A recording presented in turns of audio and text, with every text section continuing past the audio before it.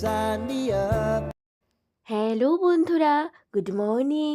আমি মিতা নতুন একটা ঝলমলে ব্লগ নিয়ে আজকে তোমাদের সামনে আবার চলে এসেছি। আজ হচ্ছে বুধবার আর এখন বাজে সকাল 5:30 মতন। আজকের ব্লগটা আমি এখন থেকে শুরু করছি তোমাদের সবাইকে সাথে নিয়ে। এখন কিন্তু সকালের দিকটায় বেশ ঠান্ডা পড়ছে। ঘুম থেকে যখন উঠছি তখন দেখছি ভালো একটু ঠান্ডা ঠান্ডা পড়ে গেছে। তার জন্য দেখো মাথায় একটা স্কার্ফ বেঁধে নিয়েছি যাতে ঠান্ডাটা আমার বেশি করে না লেগে যায়। আর কি বলো তো, এখন যে একটু দেরি করে উঠবো তারও কিন্তু উপায় নেই। আমার কিন্তু সেই টাইম করেই সকালবেলায় ঘুম থেকে উঠতে হবে। এখন তো দিন ছোট হয়ে গেছে কিন্তু কাজ তো সেই পরিমাণেই রয়েছে, কাজ তো আর কমেনি। তাই গরমের সময় যখন উঠতাম এই শীতের সময় কিন্তু সেই সময়টাই উঠতে হবে, না হলে তো কাজ করে পারবো না। তাই ঠান্ডা হোক যাই হোক, এই দেখো সকাল সকালে কিন্তু ঘুম থেকে উঠেই পড়েছি। তবে সেফটির জন্য মাথায় একটা স্কার্ফ বেঁধে নিয়েছি। এখনও চাদর লাগছে না, যেহেতু আমি ঘরের মধ্যেই কাজকর্মগুলো করছি সেই জন্য চাদরটা এখনও লাগছে না। তবে সকালবেলা ঘুম থেকে উঠে যদি বাইরে যাই তাহলে কিন্তু চাদরটা লাগবে। তাই আমি বুদ্ধি করে, জানো তো, এই যে ঘুম থেকে উঠে ঘরের কাজগুলো আগে করে নিচ্ছি, তারপরে বাইরে গিয়ে কাজ করব। কেন কি সকালবেলায় কিন্তু বাইরেটায় অনেক ঠান্ডা থাকে আর ঘরের মধ্যে অতটা কিন্তু ঠান্ডা লাগে না। তাই দেখো ঘরটা আগে আমি পরিষ্কার করে নিচ্ছি, তারপরে গিয়ে বাইরে যাব। আমি এ ঘরের সুন্দর করে বিছনাটা আগে গুছিয়ে নিলাম। আর এ ঘরের বিছনাটায় না মাম্মাম এসে মাঝে মাঝেই খেলা করে, ওই জন্য একটু এলোমেলো হয়। তবে শুধু বিছনাটাই এলোমেলো হয়, অন্য কিছু আর এলোমেলো হয় না। তাই ঘুম থেকে উঠেই আগে এই ঘরের বিছনাটা গুছিয়ে নিলাম, সুন্দর করে গুছিয়ে ঝাড় দিয়ে নিলাম। তারপরে কিন্তু আমি ঘরটাকে সুন্দর করে ঝাড় দিয়ে নিচ্ছি। ঘুম থেকে ওঠার পরে কাজ করার যে একটা এনার্জি পাওয়া যায়, তারপরে কিন্তু বেলার দিকে সেই এনার্জিটা থাকে না। তাই আমি যত সম্ভব সকালবেলায় সমস্ত কাজগুলো গুছিয়ে রাখার চেষ্টা করি, যাতে আমার সকালবেলায় সমস্ত কাজগুলো সুন্দর পরিপাটি করে করা হয়ে যায়। তাহলে বেলার দিকে আর আমাকে কাজগুলো করতে হয় না। তবে কি বলো তো, আমার কিন্তু সারাদিনেও কোনো কাজ শেষ হয় না, যেহেতু মাম্মাম রয়েছে সেই জন্য সারাদিন আমাকে টুকটুক টুকটুক করে কাজ করেই যেতে হয়। আর না হলে কিন্তু আমি এই সংসারটাকে সুন্দর করে গুছিয়ে রাখতে পারি না।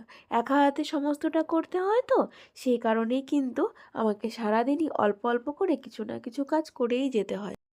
মনসুরা আমাকে কমেন্টস করেছে, দিদি ভাই তোমার মানি প্ল্যান্ট জলে রাখো না মাটিতে রাখো, কারণ আমার মানি প্ল্যান্ট গাছগুলো না শেকড় পচে যায়।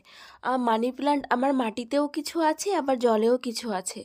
যেগুলো আমি বাইরে রেখেছি দেখবে ওগুলো সমস্তটাই মাটিতেই আছে, আর মাটিতেই কিন্তু এরা ভালো হয়। তবে আমরা এই যে জলের মধ্যে একটু সাজিয়ে রাখার জন্য জলের মধ্যে রেখে থাকি। আর যেগুলো এই যে দেখো ঘরের মধ্যে রয়েছে আমার মানি প্ল্যান্টগুলো, এগুলো সমস্তটাই কিন্তু জলে রয়েছে। তবে মাটিতে রাখলেই বেশি সুন্দর হয় আমি দেখেছি। ঘরের যে জলের মধ্যে রেখেছি না, এগুলো আমিও খুব যত্ন করি, তবে কিন্তু সেই রকম হয় না। আর শিকড় পচার ক্ষেত্রে তুমি কি করবে বলো তো, জলটা কিন্তু পাল্টে দেবে 3 থেকে 4 দিনের মধ্যে, মানে 3-4 দিনের মধ্যে কিন্তু জলটা পাল্টাবেই। তাহলে দেখবে শিকড়টা পচবে না। জলটা পাল্টানোর ঠিকঠাক যদি জলটা পাল্টে রাখো তাহলে আমার মনে হয় শিকড় পচবে না। আমি তো তাই করি। আর যখন শিকড় দেখি দু একটা পচে গেছে তখন সেটা তাড়াতাড়ি করে ফেলে দিই, ওটা আর ভালোটার সঙ্গে রাখি না। আর এখন দেখো আমি এই যে কালকে আর পরশুদিন মিলে যে গাছগুলো লাগিয়েছিলাম সেগুলোকে একটু জল দিয়ে দিলাম। তবে এই গাছগুলো যখন লাগাই না তখন একটু সাবধানেই জল দিতে হয়, শিকড়গুলো আগলা থাকে তো। তাই দেখো আমি কীরকম ছিটিয়ে ছিটিয়ে জলগুলো দিচ্ছি, নাহলে যদি এরকম করে ঢেলে দিই তাহলে কিন্তু এই গাছটা উপড়ে যাবে। কেন কি এর শিকড়টা কিন্তু এখনও মাটির সঙ্গে ভালো করে লাগেনি। তাই এরকম ছিটিয়ে ছিটিয়ে কিন্তু আমি জলটা দিয়ে দিচ্ছি। আর এখন যেহেতু নতুন গাছ লাগিয়েছি তাই সকালে বিকালে দুবার করে কিন্তু আমাকে জল দিতে হয়। সকালের মোটামুটি কাজকর্ম একটু একটু হয়ে গেছে, আর সেই মুহূর্তে হাজব্যান্ড আমাকে ডেকেছে জল খাওয়ার জন্য। ও কিন্তু সকালে এই কাজটা রোজই করছে এখন, মানে জল গরমটা। যেহেতু সকালবেলা ভালোই শীত পড়ে যায়, সেজন্য কিন্তু ঠান্ডা জল একদমই খাওয়া যায় না গো।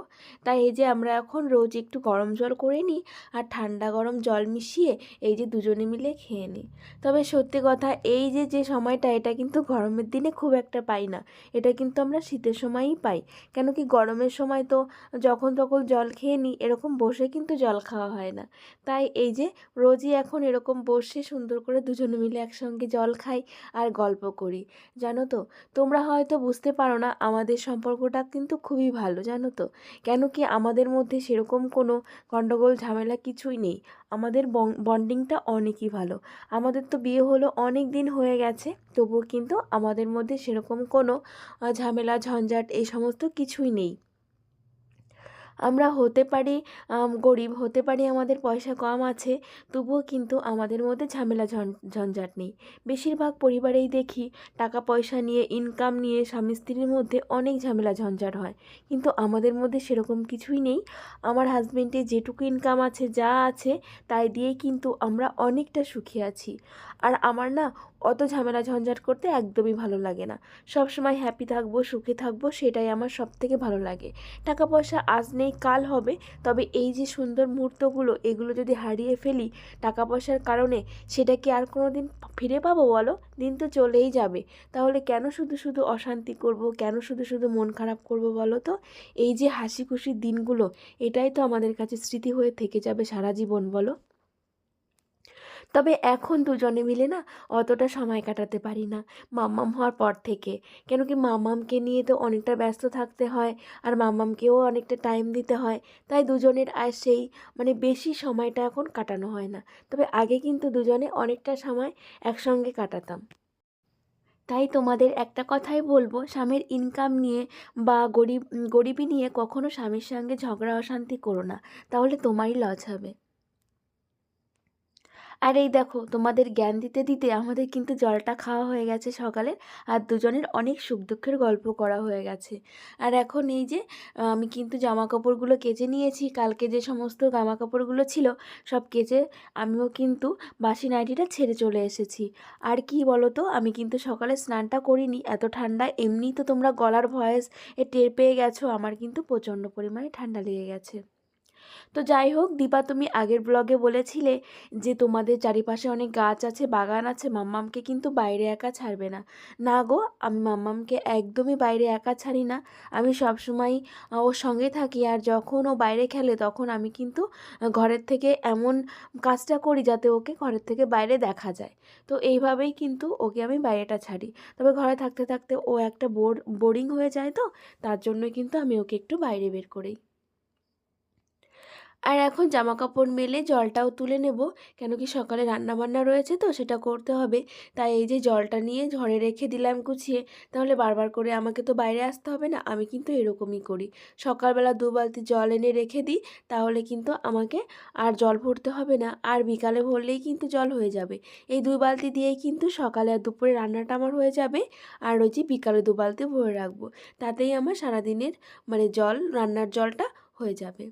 আর এই যে সকাল সকাল একটু ডাল বসিয়েছি, আজকে সকালেই কিন্তু রান্নাটা কমপ্লিট করে নেব, কেন কি দুপুরে আজকে আমাকে রান্না করতে হবে না, দুপুরে রয়েছে নিমন্ত্রণ। তাই একটু ডাল আর আলু ভাজা করে নেব সকাল সকাল।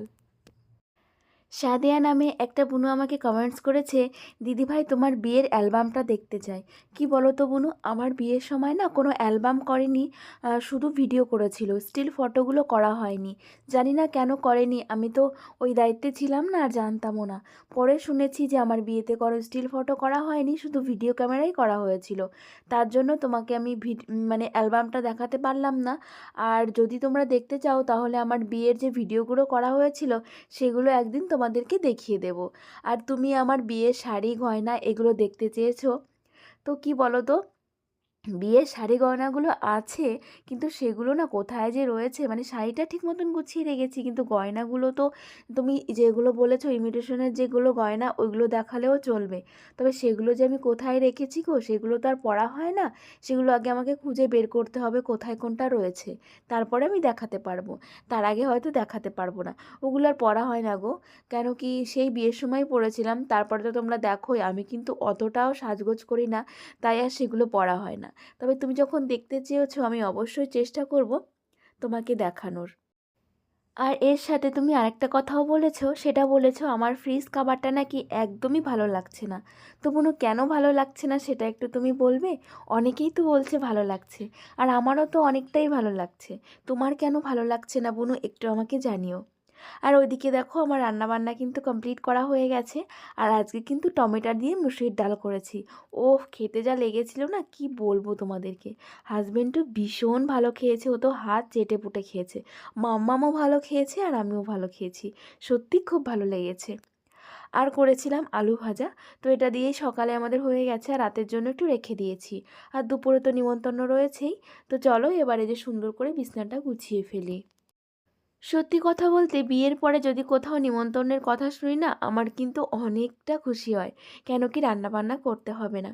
এই খুশিটা কিন্তু বিয়ের আগে কখনো হয়নি, কিন্তু বিয়ের পরে এই খুশিটা কেন জানি না কোথা থেকে চলে আসে। মানে ওই যে রান্নাটা করতে হবে না। বিয়ের পর থেকে কি করব বলো তো, একাই রান্না করে খেতে হয়। কেউ তো আর রান্না করে খাওয়ায় না। খেতে খেতে না একা হাতের রান্না কেমন একটা যেন মানে হয়ে যায় আর কি।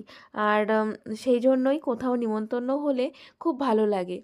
আর ওইদিকে দেখো বিছনা টিছনা গুছিয়ে নিলাম।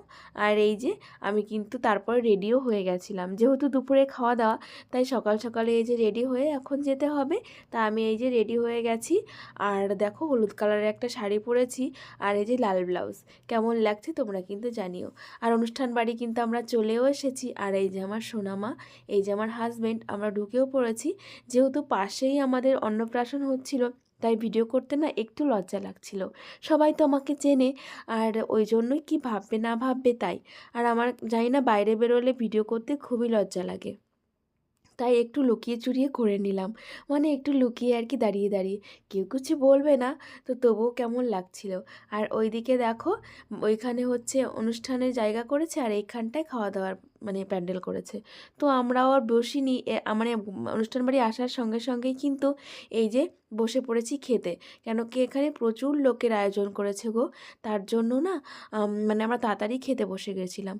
যেহেতু যার অন্নপ্রাশন সে ঘুমিয়ে পড়েছে, তাই তোমাদের দেখাতে পারলাম না বলে এই দেখো এখানেই দেখিয়ে দিলাম। আর এই যে খাবার মেনু। আর এই যে মাম্মামকে দিয়েছি চিকেন পকোড়া, ওটাই দিচ্ছিল, তো সেটা এনে এই যে এখানে একটু মাম্মামকে খেতে দিয়েছিলাম, আর ও বসে বসে খাচ্ছে। আর আমরা এই যে টেবিলে খেতেও কিন্তু বসে পড়েছি। চলো তবে এখন একটু ধীরে সুস্থে খেয়ে নেওয়া যাক। আর এই যে দেখো এরা একটু বাজনা নিয়ে বেরিয়েছে, যাদের অন্নপ্রাশন তারাই কিন্তু। তবে এরা অনেকটা লেট করে বেরিয়েছে। এরা বিকালবেলা বেরিয়েছে গো। যেহেতু দুপুরে অনুষ্ঠান, এদের কিন্তু সকাল সকালে বেরোতে হতো। তবে এরা দুপুরে কেন বেরিয়েছে আমি জানি না। লোকেজন ওইদিকে খাওয়া খাই করছিল, আর এইদিকে এরা এই যে বাজনা নিয়ে বেরিয়েছে রাস্তায়। তবে আমার মনে হয় এদের কিন্তু সকালে বেরোনো উচিত ছিল, লোকজন খেতে বসার আগে। তো সেটাই যে আমরা একটু দাঁড়িয়ে দাঁড়িয়ে দেখছিলাম, বেশ ভালোই লাগছিল। আর আমরা খেয়ে কিন্তু বাড়িও চলে এসেছি, যেহেতু একদমই কাছাকাছি সেই জন্য। তো চলো আজকে ব্লগটা না আমি আর বেশি বড় করব না, এখানেই শেষ করব। তোমরা সবাই ভালো থেকো, আমরাও ভালো আছি। তোমাদের সবাইকে টাটা।